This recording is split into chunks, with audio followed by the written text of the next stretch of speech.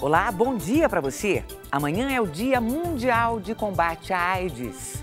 Um momento para uma reflexão importante. A ciência avançou em pesquisas e novas drogas contra a doença, trazendo longevidade e qualidade de vida aos portadores. Mas continua em nossas mãos a redução do número de casos. Saber os limites é a chave para a prevenção. É preciso reverter os números da AIDS, que diminuíram, mas ainda são considerados altos perante a busca pela cura. O Pronto Atendimento de hoje vai falar sobre AIDS. O programa também está sendo transmitido pela Rádio Cultura Brasil, 1200 AM. Sintonize também pelo site culturabrasil.com.br e participe enviando suas perguntas pelo twitter.com/patendimento, prontoatendimento@tvcultura.com.br e também pelo facebook.com/prontoatendimento. Para conversar com a gente sobre este tema, está aqui Jean Gorenstein, infectologista do Instituto de Infectologia Emílio Ribas. Doutor Jean, é um prazer recebê-lo novamente aqui. Prazer é todo nosso, muito obrigado pelo convite. Nós que agradecemos. Olha, em uma década houve queda de 36% na incidência de novos casos de AIDS no estado de São Paulo. No entanto, a doença ainda mata diariamente 8 pessoas em média no território paulista. Por isso, a atenção não pode ser desviada deste assunto. O Brasil tem atualmente entre 490 e 530 mil soropositivos, aproximadamente 100 mil pessoas a menos do que em 2010, quando o registro era de 630 mil infectados. Os novos dados revelaram um aumento na contaminação de jovens homossexuais, com idade entre 15 e 24 anos. Em 2012, homossexuais com essa faixa etária eram pouco menos de 40% dos casos. Hoje, ultrapassam 50%. Cerca de 38 mil casos são diagnosticados anualmente no país. Entre 2005 e 2011, o número de exames rápidos feitos no Brasil aumentou de 528 mil para 2,3 milhões. A região com a maior concentração de registros no país é o Sudeste, com 43,8% do total. Porém, na taxa de incidência por habitante, a doença aparece mais nos estados do Sul. O Rio Grande do Sul lidera a lista, com 40,2 casos para 100 mil habitantes, seguido por Santa Catarina, com 36,4.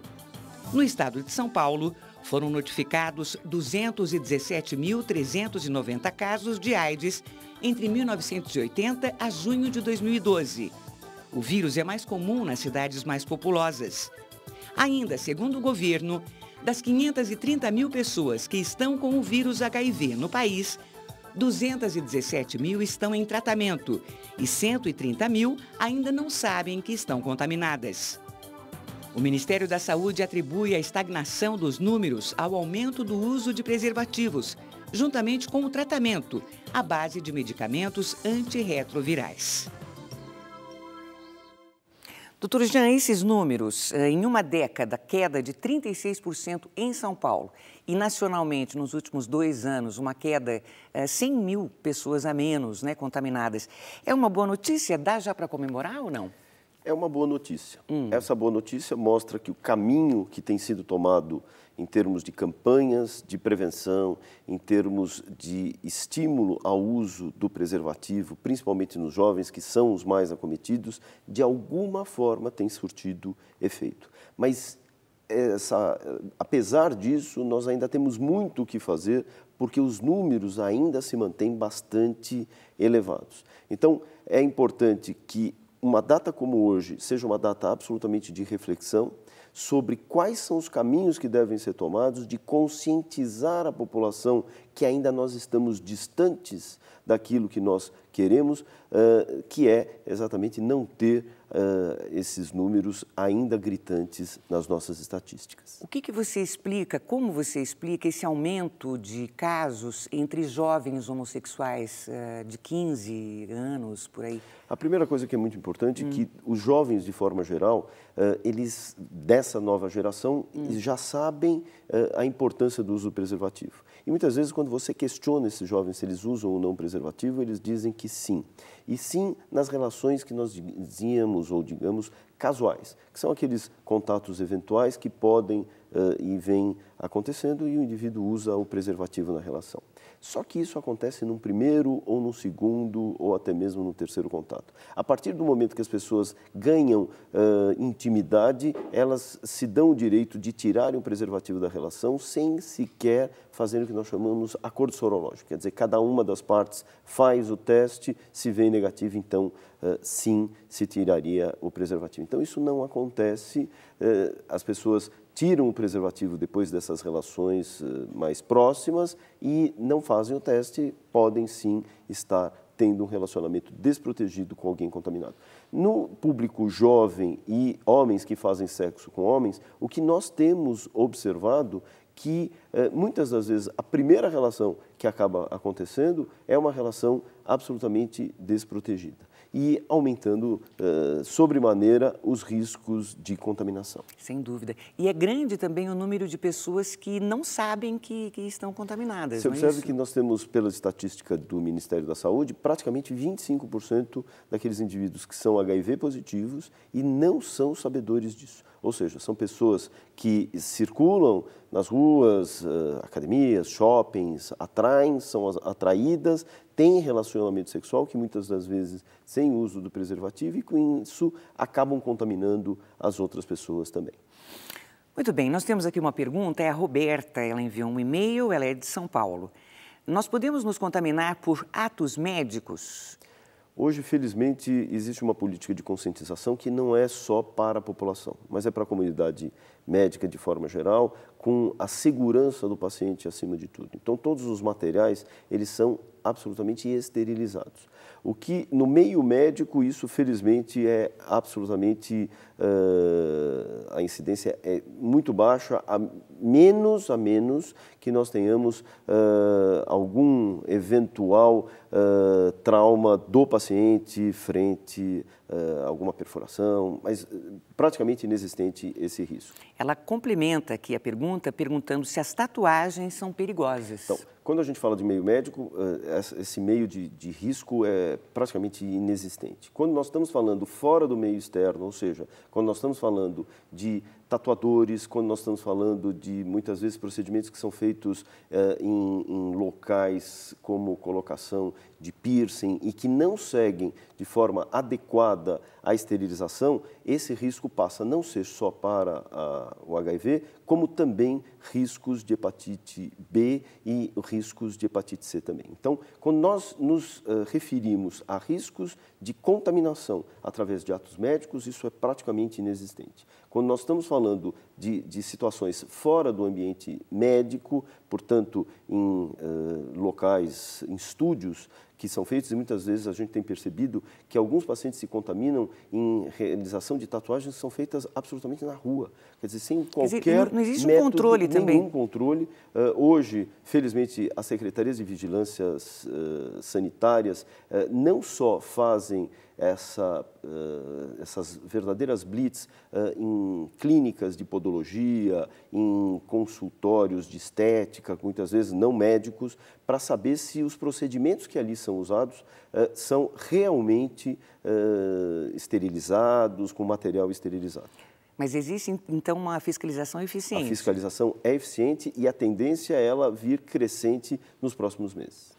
O Silvio é do Rio de Janeiro. Meu filho é dependente químico. É grande o risco de infecção pelo uso de seringas? O que eu posso fazer? Infelizmente, o compartilhamento de seringas ele também faz parte de um percentual dos casos de pacientes que são soropositivos. Porque o que acaba acontecendo? Existe a troca das seringas e, lógico, que se uma dessas pessoas que estiverem fazendo uso ou tiverem o HIV, também terão o risco de se contaminarem. Então, é muito comum nós temos hoje quase 10% dos casos de pacientes HIV que constituem usuários de drogas intravenosas. Existia até um projeto de algumas prefeituras aqui do estado de São Paulo que estimulavam com que as pessoas não compartilhassem as agulhas e recebessem as agulhas, uma vez que muitas das vezes era difícil você impedir esse indivíduo de fazer o uso da droga. Isso foi extremamente discutido, muito questionado, mas é uma forma, infelizmente, também de prevenção. Muito bem, vamos então a uma informação que gera dúvidas sobre o vírus HIV, que pode ser verdade ou apenas um mito. Tá tudo bem aqui? Doutor Jean, toda gestante soropositiva vai transmitir o vírus HIV para o bebê? Isso é verdade ou é um mito? Então, isso é uma mentira, porque hoje nós temos programas que são feitos, programas pré-natais, que fazem exatamente com que a gente possa fazer detectar quem é a paciente que é uma paciente soropositiva, porque ela pode ter engravidado e fazer parte daquele grupo de 25% desconhecedor da soropositividade, e a partir desse momento, nós, identificando essa paciente, ela começa a fazer o uso da terapia antirretroviral, ou seja, de drogas que constituem o coquetel antiviral, contra o vírus especificamente, no qual ela vai tomar durante a gestação. E essa criança, no seu nascimento, imediatamente vai receber, já na sala de parto, a medicação diretamente na veia e vai fazer uso alguns meses em acompanhamento conjunto para saber se essa criança tem HIV ou não tem. Hoje nós tivemos uma queda de aproximadamente 25% do número de mães que transmitem para os seus filhos durante a gestação. Então, no início, nós tínhamos 63% e essa queda foi uma queda bastante acentuada, ganhando, inclusive, de países como o próprio Estados Unidos em termos de redução. Então, mostra que as políticas que têm sido implementadas no sentido de detecção precoce acabam sendo muito mais vitoriosas do que em países até de primeiro mundo. Então, olha, a gente acabou respondendo a pergunta da Célia, que é do Rio de Janeiro, que conta, ela diz, eu estou grávida e descobri que sou soropositiva. O meu filho também será? O que a gente diz para ela, então, especificamente, doutor? É muito importante que ela esteja em concomitância, além do ginecologista obstetra, que ela esteja fazendo acompanhamento conjunto com o médico infectologista, que, assim, possa ofertá-la as medicações e, assim, ao mesmo tempo, em parceria com o obstetra, possa, sim, tomar os devidos cuidados que são feitos. Só para se ter uma ideia, é proibitivo algumas situações, por exemplo, o parto cesárea é o parto indicado e não o parto vaginal espontâneo, ou seja, o parto normal, exatamente pelo contato maior de sangue da mãe e do nenê, ou seja, aumentando essa chance de contaminação, além do que é proibitivo o aleitamento para essa criança pelo risco de transmissão de vírus através do leite. Muito bem, vamos então ao interior de São Paulo. Imagens da TV Barretos conferiram uma dúvida sobre o vírus HIV. Queria saber qual o tempo que o vírus da AIDS permanece no organismo humano. Só para se ter uma ideia, muitas vezes as pessoas se contaminam e elas vão desenvolver as doenças que nós chamamos de doenças oportunistas, que se aproveitam da baixa imunológica do paciente, exatamente porque o vírus ele pega algumas células especiais que chamam-se linfócitos, que produzem as defesas do corpo humano. Então, a partir disso, a manifestação de doenças vai acontecer de forma muito tardia, 5, 10 anos após o contato. E, infelizmente, apesar e a despeito do uso da terapia que a gente usa, a terapia antirretroviral, esse vírus ele se mantém no organismo por toda a vida desse paciente. Nós não conseguimos ainda erradicar o vírus. O vírus ele tem uma capacidade muito grande de se instalar em alguns locais que nós chamamos de santuários, seja no cérebro, seja nos gânglios, e que, a despeito do uso de medicações, nós não conseguimos impedir que ele seja erradicado. O que isso quer dizer? Quer dizer que uma vez o indivíduo o paciente fazendo uso da medicação antirretroviral, ele vai ter que fazê-la ao longo de toda a sua vida, ele não vai poder, de forma alguma, parar ou suspender a medicação. Os exames, frequentes, eles são importantes, então, doutor? São muito importantes, especialmente as pessoas que têm atividade sexual. É muito importante a gente lembrar que quem são as pessoas de risco para se contaminar pelo HIV? São exatamente as pessoas que têm relação sexual, que a relação sexual hoje contempla 89% dos casos. Junto com isso, as pessoas que fazem compartilhamento de agulhas e seringas. Então, a partir disso, todas as pessoas que têm uma situação que eventualmente estejam de risco, antigamente nós usávamos que existiam grupos de risco. Essa questão de grupos de risco acabou totalmente, porque hoje todos nós temos riscos de nos contaminarmos, uma vez que tenhamos relações desprotegidas. Então, essas pessoas devem fazer de forma frequente, dependendo também a frequência de parceiros e parceiras que passam a ter, sejam a cada 6 meses, sejam a cada ano, isso é extremamente importante. O Murilo é de Santos e pergunta quais são os sintomas da AIDS. Toda vez que nós falamos de... É muito importante que nós lembremos que existe uma diferença muito grande entre um paciente HIV e um paciente que tem AIDS. O paciente que tem HIV, ele é um paciente que nós chamamos soropositivo, ou seja, ele não tem absolutamente sintoma nenhum, não desenvolve aquilo que nós chamamos de doenças oportunistas.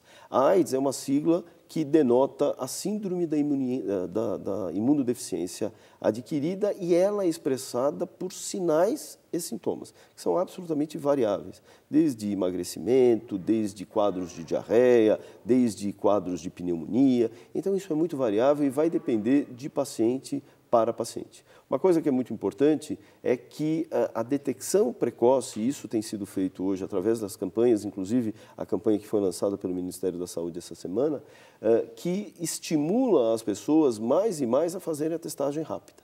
A testagem rápida é extremamente segura, a testagem rápida mostra um resultado de positividade no que tange a segurança de quase 97%, e é um teste que, lógico, apesar dos seus interferentes, é importante a gente lembrar que muitas vezes um teste vem positivo, ele pode ter alguns interferentes que devem ser confirmados, mas eles devem ser feitos de uma forma muito mais precoce, fazendo com que as pessoas, então, consigam ser diagnosticadas ainda naquela fase assintomática e não quando desenvolvam doenças oportunistas. Olha, o Juliano Souza escreve, é verdade que o coquetel pode perder o efeito com o passar dos anos? Eu tenho AIDS há 10 anos e já ouvi isso e fiquei preocupado. Hoje, o tema maior que nós temos, a discussão maior que a gente acaba tendo em relação ao paciente que trata HIV/AIDS é a segurança. Segurança relacionada com a adesão. Então, são as duas coisas que são importantes para o sucesso da terapia. Quando a gente escolhe uma medicação, nós podemos achar que aquela medicação é muito boa, ela é excelente, mas ela tem que ser excelente para aquele paciente. Aquele paciente ele deve usar aquela medicação com segurança, deve ter compatibilidade. O que quer dizer isso? Essas medicações devem provocar naquele indivíduo o menor número de efeitos colaterais e, de preferência, que não hajam efeitos colaterais, porque isso vai promover com que ele faça uso adequado da medicação, ou seja, portanto, ele tenha uma adesão maior ao tratamento. Isso faz com que eu não tenha escapes de riscos de resistência. Se o indivíduo toma a medicação todos os dias, no horário estabelecido, a chance dele ter esses escapes, portanto, resistência do vírus, acaba sendo muito menor. Então, hoje nós temos, sim, drogas muito seguras, drogas que têm perpetuado a segurança por muitos anos e que, em algumas situações, nós acabamos vendo algum componente de resistência, mas, felizmente, nós temos elencado na distribuição de medicamentos, drogas que possam ser, sim, substituídas e o tratamento levado adiante com segurança. Agora, o Jonathan quer saber, existe uma espécie de pílula do dia seguinte que pode me prevenir da AIDS? Esse é um grande problema e é uma grande discussão. Existem aqueles indivíduos que recebem a medicação em situações, digamos assim, de exposição. São aqueles que tiveram, por exemplo, acidentes durante um ato sexual, ou mesmo esses acidentes, quando você me perguntava inicialmente se existe risco de contaminação no ato médico, esse risco é muito mais para o profissional médico do que para o paciente. Para o paciente, isso é absolutamente seguro. Mas para o profissional médico que esteja atendendo um paciente, por felicidade, nós temos essas terapias que nós chamamos de terapias de profilaxia. Então, se nós temos um paciente que é um paciente soropositivo, que vai ser submetido a um procedimento cirúrgico e ocorre algum acidente, imediatamente esse profissional vai receber a medicação antirretroviral por um período de 30 dias, diminuindo, então, praticamente inexistindo a chance de riscos de contaminação. Quando nós falamos no risco de exposição, principalmente nesses indivíduos que tenham relação sexual com o paciente soropositivo, que estourem o preservativo, que tenham algum interferente nessa relação, muitas vezes até mesmo situações de estupro, violência sexual de forma geral, nós temos o uso de profiláticos, de medicações profiláticas que são dadas. E é um grande avanço, desde que nós tenhamos pessoas que não esqueçam de fazer a prevenção. O que nós temos observado muito frequentemente na porta do pronto-socorro do Emílio Ribas, que as pessoas não usam o preservativo nas suas relações e procuram o pronto-socorro para que possam, sim, fazerem uso dessas medicações. Então, esquecem da prevenção e falam, poxa vida, mas não tem problema, não precisa usar o preservativo, que a gente vai lá, eles dão a medicação e está tudo resolvido.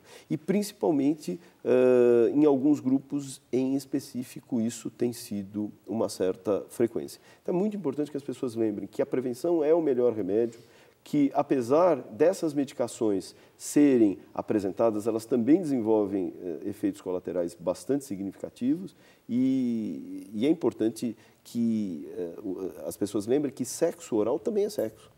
Então, as pessoas também devem fazê-lo com o uso protegido do preservativo.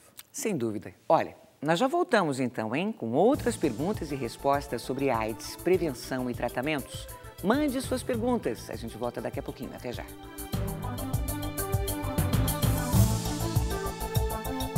Nós estamos de volta com o pronto atendimento. No programa de hoje, o médico Jean Gorenstein, infectologista do Emílio Ribas, está tirando suas dúvidas sobre AIDS, prevenção e os tratamentos. Doutor Jean, a AIDS é uma doença específica de pessoas mais novas ou não?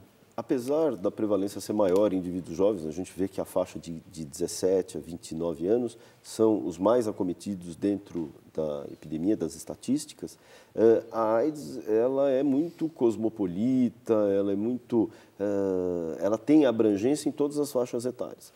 Como eu disse, todos aqueles que têm relação sexual desprotegida, independente da sua faixa etária, são pacientes de risco. Só para se ter uma ideia, hoje nós tivemos, e quando eu digo hoje, eu digo de uns 5 anos para cá, um aumento do número de casos daquela população acima de 60 anos. Hoje, pacientes acima de 60 anos já correspondem 3% do total dessa estatística, ou seja, 15 mil pessoas com mais de 60 anos estão contaminados pelo vírus HIV.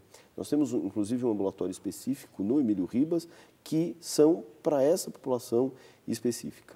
E a colocação é muito clara. Como que essas pessoas se contaminaram? Primeiro, que todas as propagandas até então que existiam, pelo menos de uns até 3, 4 anos atrás, eram propagandas que mostravam personagens jovens, com linguajar jovem, e que muitas das vezes faziam com que essas pessoas não se identificassem com esse risco e fizessem exatamente essa associação da AIDS como sendo uma doença única e exclusivamente voltada para o público jovem. Vieram outros aspectos em associação nesse grupo específico, que era o fato de ser um grupo que não estava habituado a usar o preservativo. O preservativo era para prevenir gravidez, gestação indesejada, e não para se prevenir de doenças sexualmente transmissíveis, entre elas o HIV.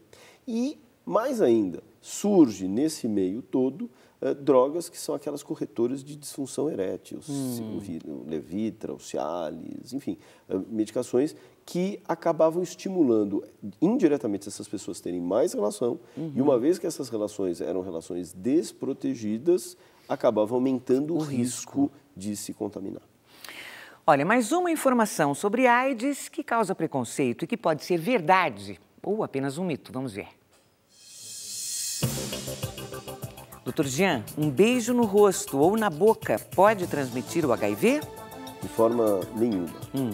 O carinho, o afeto, muitas vezes até mesmo o compartilhamento de copos, de talheres, ele de forma alguma é capaz de promover transmissão do HIV. Isso era muito comum numa fase inicial, quer dizer, nos idos de 80, quando a AIDS chegou ao Brasil e que as pessoas não sabiam a forma de transmissão.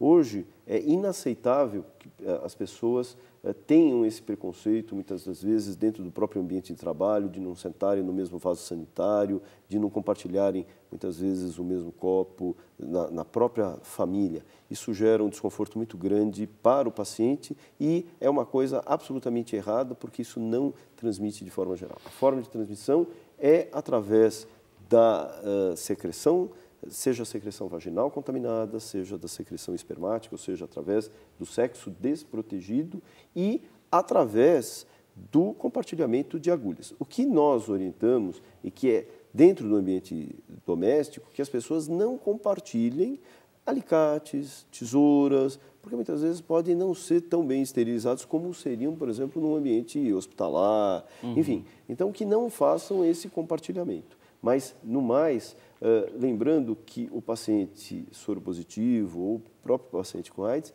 ele precisa de atenção, ele precisa de carinho, como todos nós. Ainda sobre formas de transmissão, né? A Marília, ela pergunta, é possível ser infectado pelo HIV mesmo se não houver ejaculação?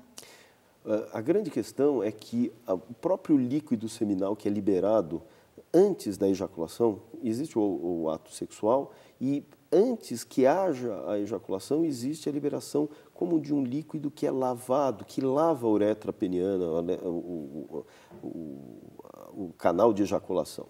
Então, esse líquido seminal já é passível e possível de transmissão do HIV. Então, portanto, é muito comum, essa pergunta é uma pergunta muito interessante, porque várias pessoas dizem assim, mas doutor, eu não sei como eu me contaminei, uma vez que eu não permito que o meu parceiro ejacule em mim.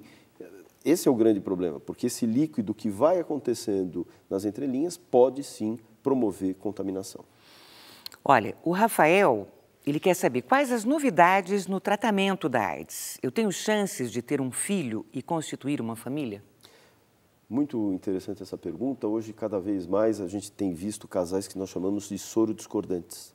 São homens que estão contaminados e suas mulheres não, ou as mulheres que estão contaminadas, os seus maridos não, e muitas vezes querem ter a possibilidade de constituir prole, ou seja, terem filhos. E hoje, felizmente, existe a possibilidade, sim, de que haja uma reprodução que nós chamamos assistida, ou seja, é o famoso bebê de proveta, ou seja, nós tiramos o esperma desse pai, tiramos o óvulo dessa mãe, e existe toda uma técnica de lavagem e com segurança ocorre a fecundação de forma externa e aí sim é implantado esse ovinho no útero dessa mulher, garantindo então para aquela que seja HIV negativa, que ela não vai ter contaminação nenhuma. E para aquela mãe que seja soropositiva, a associação daquelas medicações que nós comentamos inicialmente garantem